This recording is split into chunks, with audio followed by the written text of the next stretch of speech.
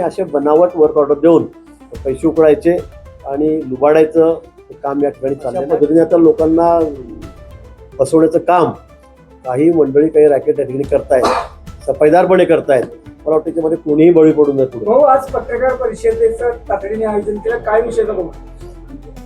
कुंभमेळ्याच्या संदर्भामध्ये माझ्याकडे 2-3 दिवसामध्ये 4-5 लोक येऊन गेलेत आणि त्यांनी मला या वर्क ऑर्डर दाखवल्या आहेत. या वर्क ऑर्डर आहेत, त्याच्यावर खाली ते महसूल आयुक्त प्रवीण गेडाम यांचं नाव आहे. हे डिजिटल सही म्हणजे फक्त यस केलेलं आहे. आता खरं म्हणजे वर्क ऑर्डरवर असं कुठेही प्रवीण गेडामांचं नाव नसतं किंवा ते देत नाही, पहिली गोष्ट तर ही. आणि याच्यावर QR कोड असतो, याच्यावर कुठलेही QR कोड सुद्धा नाही आहे. या संदर्भामध्ये मग पोलिसांना जेवणाचे ऑर्डर दिली, वर्क ऑर्डर, त्यांना लंच, डिनर, त्यांना पाण्याची ऑर्डर दिली, पोलिसांना लागणारे मॅट्रेस, बकेट, मग यांची ऑर्डर दिलेली आहे.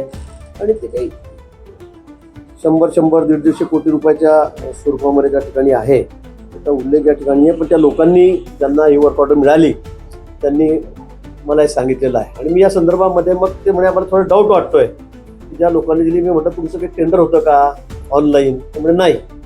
म्हटलं मग तुम्ही टेंडर नसताना दिलं कसं काय? नाही म्हणजे त्याने मला खूप म्हटलं की ते असंच आहे, आता ऑफलाईन चाललेलं आहे, आम्ही तुम्हाला वर्क ऑर्डर देतो, त्या शासनाच्या वर्क ऑर्डर पण त्या हुबेहूब तशाच छापलेल्या आहेत, त्या सगळ्या तशाच छापलेल्या आहेत.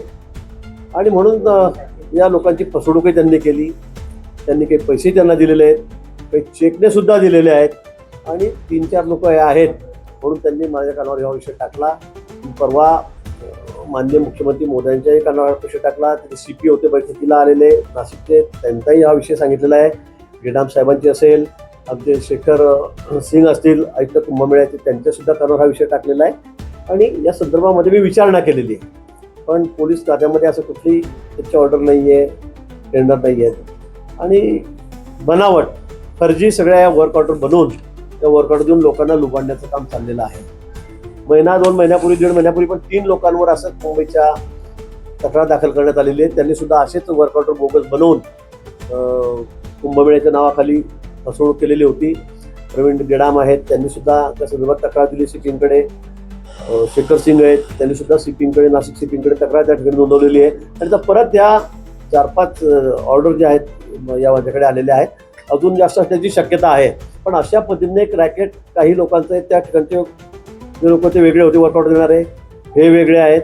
आणि असे बनावट वर्क ऑर्डर देऊन पैसे उकळायचे आणि लुबाडायचं काम या ठिकाणी चाललेलं आहे. आणि म्हणून सगळ्यांनी सतर्क राहावं. असं कुठेही अधिकृत, आमच्याकडे सगळी ट्रान्सपरन्सी आहे, ऑनलाईन शिवाय कुठलंही टेंडर होत नाही. आमच्याकडे प्राधिकरण आहे, 5 IAS अधिकारी, IPS अधिकारी त्याच्यामध्ये त्या ठिकाणी आहेत. आणि कोणी काही सांगितलं की ऑफलाईन टेंडर आहे, हे आहे, ते आहे, मला समजत नाही. एवढे मोठे लोक आहेत, एवढे मोठे टेंडर ते घेत आहेत, वर्क ऑर्डर घेत आहेत, त्यांना कळायला पाहिजे की बाबा ऑनलाईन आपण टेंडर भरलं नाही आणि हे आपल्याला कसं मिळतं आहे ही माहिती ते घ्यायला पाहिजे होती. अधिकाऱ्यांकडे जाऊन तपास केला पाहिजे ऑफिसमध्ये जाऊन, पण ते न करता ते याच्यामध्ये फसलेले आहेत. मला सांगण्याचा उद्देश एवढाच आहे की या पुढच्या काळामध्ये कोणी अशा पद्धतीने म्हणजे आपली फसवणूक करून घेऊ नका. असे लोक तुम्हाला वर्क ऑर्डर देणारे असेल तर आले असतील तर त्यांना पोलिसांच्या ताब्यात द्या. त्यांचा फोन नंबर घ्या, त्यांचा आता पत्ता घ्या.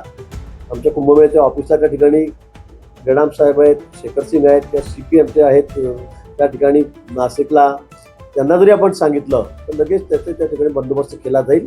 पण उगाच विनाकारण अशा पद्धतीने वर्क ऑर्डर घेऊन स्वतःची फसवणूक करू नका आणि शासनाची करू नका. पण असं कोणत्या पद्धतीच्या कामांचं या संदर्भात बोगस लोकांनी उल्लेख केला? याच्यामध्ये वर्क ऑर्डरमध्ये त्यांनी म्हटलेलं आहे, work order for project Nashik city police station provide lunch dinner to 17 days. अशा पद्धतीने 70 दिवस त्यांना तुम्हाला जेवण द्यायचं आहे, तुम्हाला डिनर द्यायचं आहे. अशा पद्धतीने ही एक ऑर्डर या ठिकाणी माझ्याजवळ आहे. दुसरं आहे work order for project Nashik city drinking water supply for Kumbh. आता असं पाण्याची काही कुठली ऑर्डर वगैरे आमच्याकडे ज्यासाठी प्रश्न येते, पण त्यांनी ही सुद्धा ऑर्डर या ठिकाणी त्या ठिकाणी दिलेली आहे. काही लोकांना त्यांनी मला दाखवलं की आम्हाला चौरंग पाहिजे आहेत, पोलिसांचे ते बॅरिकेड पाहिजे आहेत, ते फोटोसहित पाठवले की अशा साहित्य पाहिजेत. म्हणजे इतके सराईत सगळे गुन्हेगार आहेत. मला वाटतं त्यांनी अशा पद्धतीने लोकांची ते फसवणूक करतायत. म्हणून सगळ्यांना सगळ्या अवेअर व्हावेत म्हणून या ठिकाणी मुद्दामून आपल्याला या ठिकाणी बोलून हे सगळे वर्क ऑर्डर या ठिकाणी दाखवलं. इथे तिसरे work order for project Nashik city police station provided lunch dinner to police officer and official management and SRPF, म्हणजे सगळ्यांनाच तुम्ही जेवण द्या, लंच डिनर द्या, अशा पद्धतीने ही अजून एक वर्क ऑर्डर या ठिकाणी आहे. या ठिकाणी work order for project Nashik city police station provided housekeeping blanket mattress and bedding to police officer and official management Kumbh Mela, अशा पद्धतीने ही या ठिकाणी वर्क ऑर्डर त्या ठिकाणी आहे. त्याच्यामध्ये तर सगळा रस्त्याचा खाली उल्लेख असेल किती काय, तर मी ते फार बघितलं नाही, त्यांनी मला सांगितलं होतं. पण मला वाटतं हा विषय अतिशय गंभीर आहे. अशा पद्धतीने लोकांची फसवणूक केली जाते कुंभमेळ्याच्या नावावर. तर सगळ्यांनी या ठिकाणी खबरदारी घ्यावी आणि विनाकारण असं कुणी फसू नये. हे लोक माझ्याकडे 3-4 दिवसापूर्वी आलेत.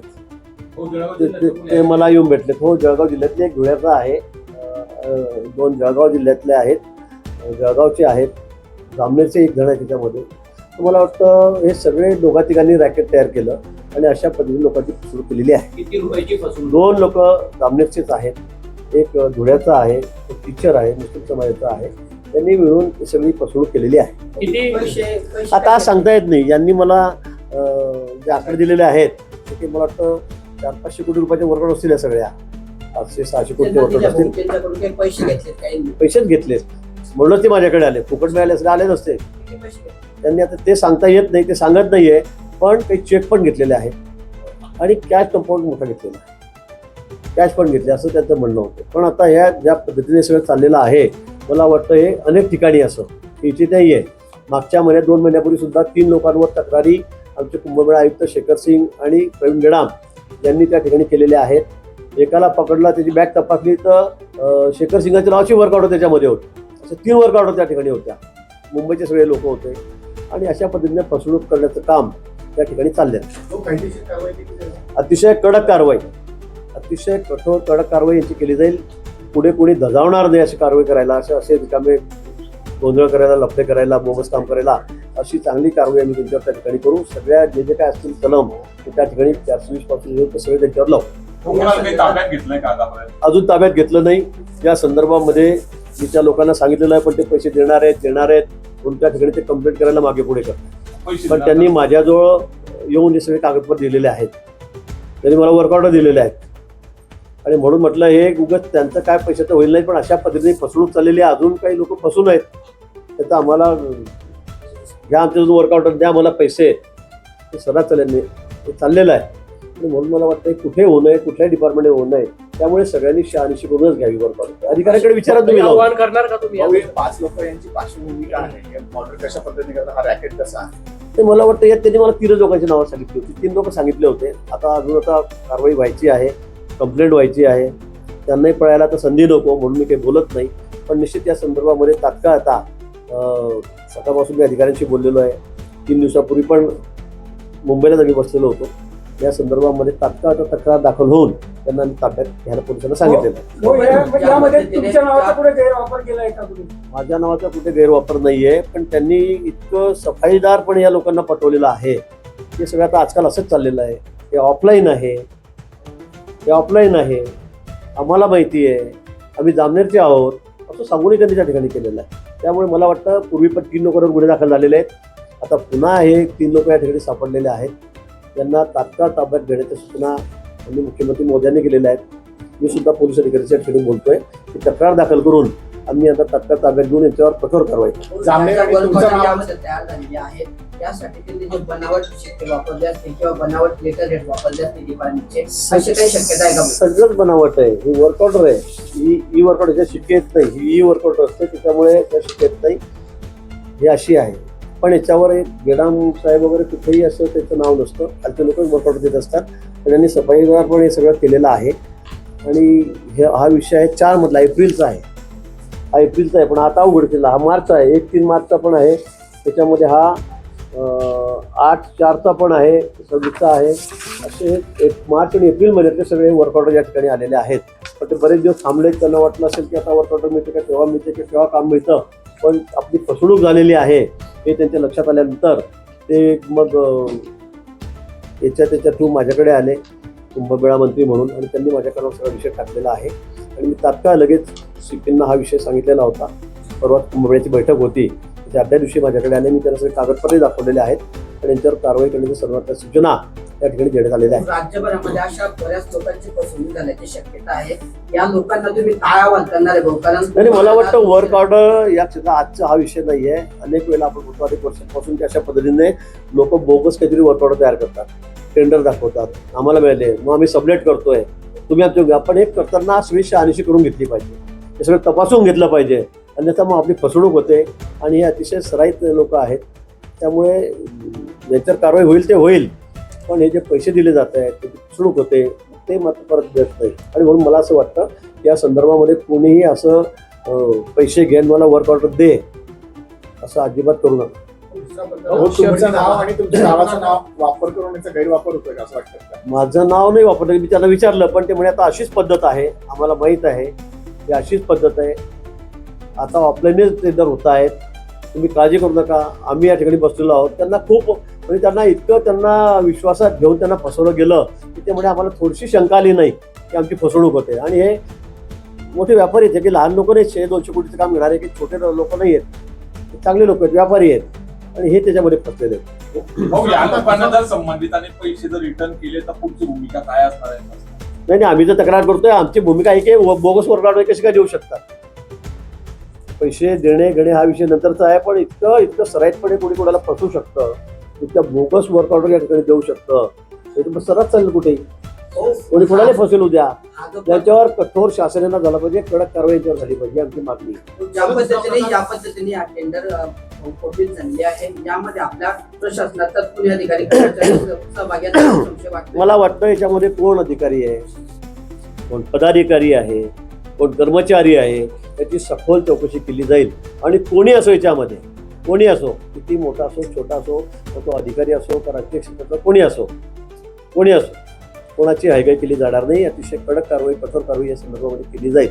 दुसरा प्रकार हा उघडकीस आला आहे, पुन्हा रॅकेट संधी असण्याची शक्यता यामध्ये आता कळत नाही. आता मला वाटतं हे उघड झाल्यावर अजून किती लोक पुढे येतात, कोणाकोणाला वर्क ऑर्डर दिलेली आहे हे आपल्याला माहित नाही. आता हे 3-4 लोक, 4 वर्क ऑर्डर याकडे आलेले आहेत, 3-4 किती आहेत त्याच्यामध्ये, तर हे सांगतायत. शक्यता आहे अजूनही कोणाला दिले गेले असतील.